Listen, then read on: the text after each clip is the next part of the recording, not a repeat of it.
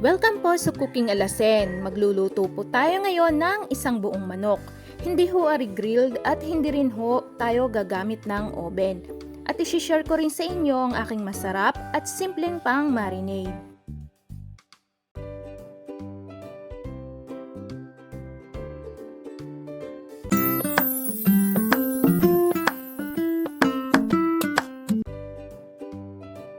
Bumili ho ako ng isang buong manok at ariho ay tatalian natin dini. Garniho ang tali. Kapag may liig pa ho yung inyong nabiling manok, inyo laang hong ipapasok dini sa loob para hong garine.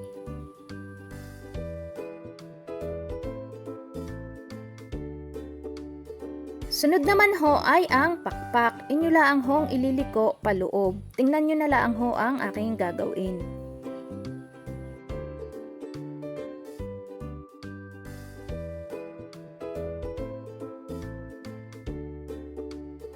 Maghanda lang ho kayo ng kaldero or kaserola na paglalagaan ng inyong manok. Maglagay ho tayo ng 1 teaspoon ng pamintang durog at 1 tablespoon ng asin.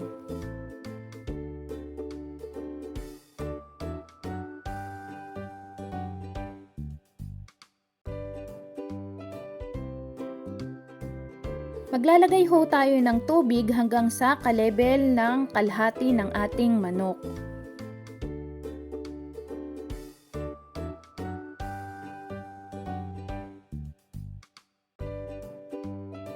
Atin lang ho aring pakukuluan ng tig 15 minutes both side sa medium heat.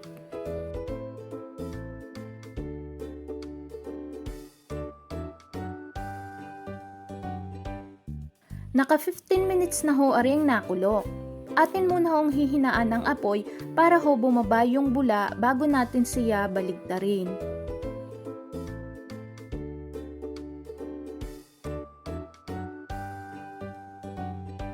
Kapag nabaligtad na po natin, ilalagay na po ulit natin ang apoy sa medium heat at lulutuin laang ho natin arin ng another 15 minutes pa.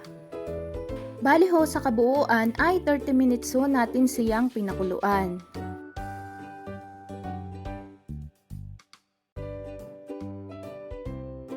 Ari ho ang mga sangka para sa ating masarap na pang-marinade. Kailangan ho natin ng kalamansi.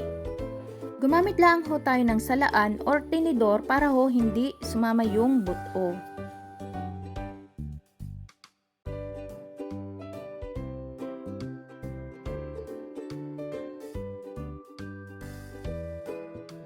Pamintang durog.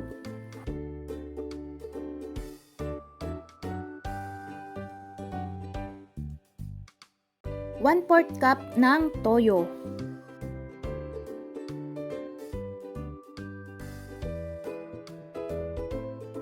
At 1/4 cup ng ketchup.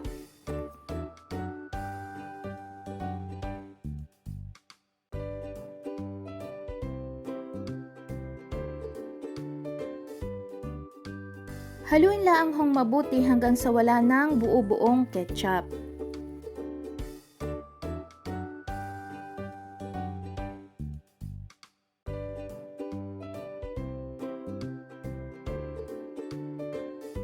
At ang panghuli ay 1 tablespoon ng sugar.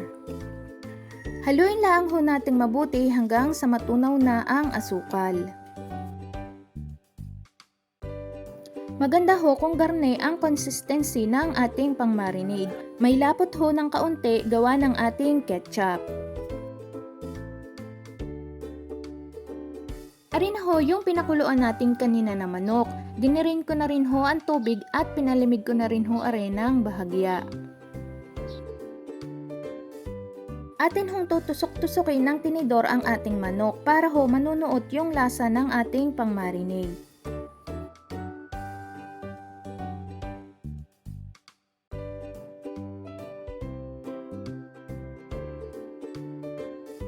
Saka ho natin ilalahid aring ating ginawang pang-marinade.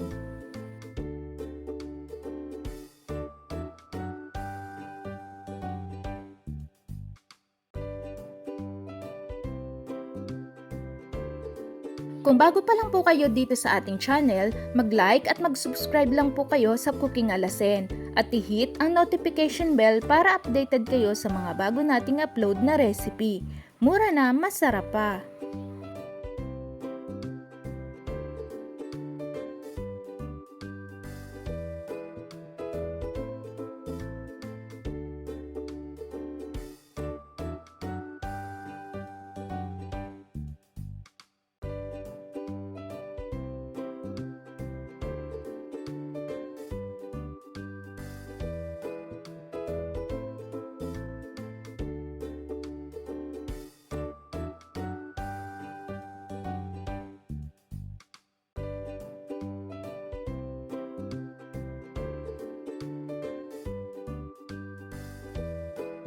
Lalagyan din ho natin ng pang-marinade yung loob ng ating manok.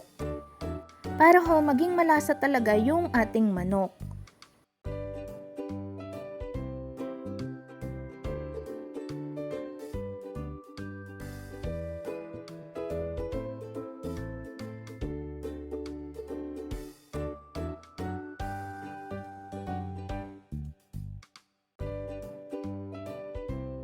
Ibabadlaan ho natin ang ating manok ng 1 oras o higit pa para manuot ang lasa at ang kulay ng ating pang-marinade.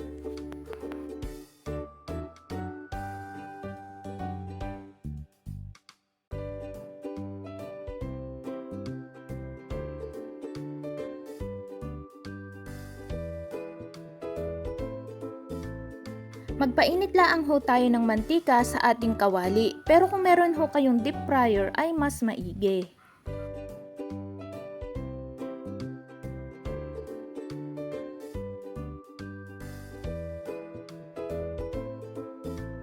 Ari na ho yung binabad natin ng 1 oras, kumapit na rin ho yung kulay ng ating pang-marinade.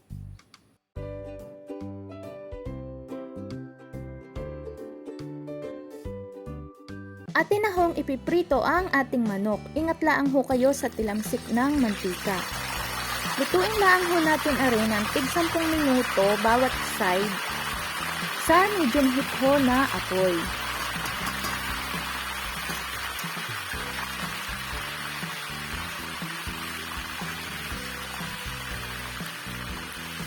Since hindi ho naka-deep fry yung ating manok, atin lang hong garni-garnihin para ho mas mabilis maluto yung ating manok. Tsaka yung katas ng ating manok o yung ating ginawang pang-marinade ay napupunta sa gilid ng ating kawali. Kaya ho, ginagarini ko ay para ma-absorb ng ating manok.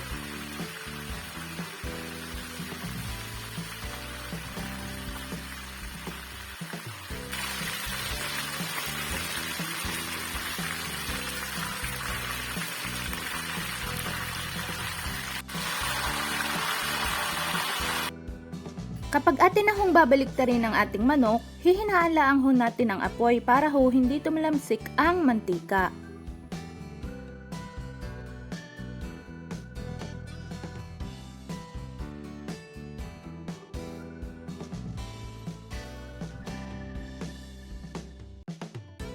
Ibalik lang ho natin ang apoy sa medium heat at lutuin lang ho natin are ng 10 minuto pa.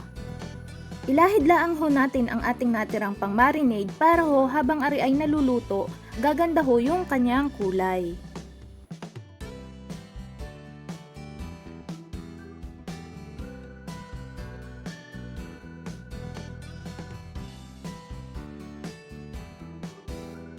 Kita nyo gaho iyang maiitim sa ating mantika, yan ho yung ating pang-marinade, kaya ho ating gagarinihin para kumapit sa ating manok.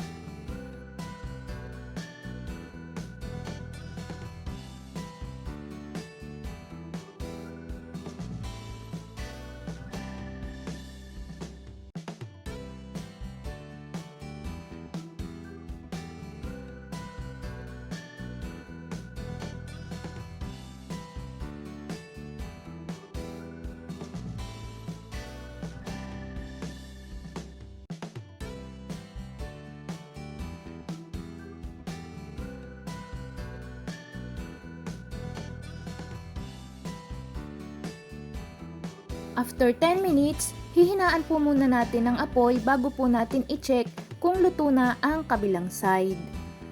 Luto na ho are kaya atin ang papatayin ng apoy at hahanguin.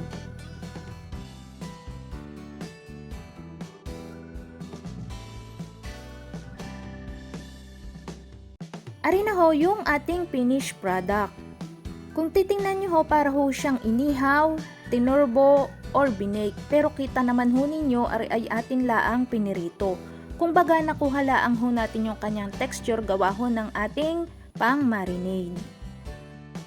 Pwede ho tayong gumawa ng sausawan na toyo na may kalamansi at may sili, ay ayos na ho iyon.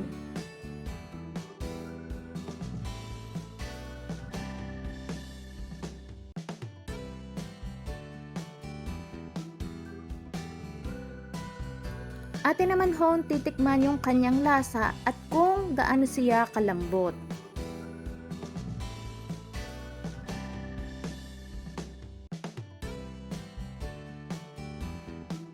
Napakalambot ho nung kanyang pagkakaluto at yung hong kanyang lasa naman ay nag-aagaw yung tamis at ang alat. Kaya tamang-tama laang ho ari.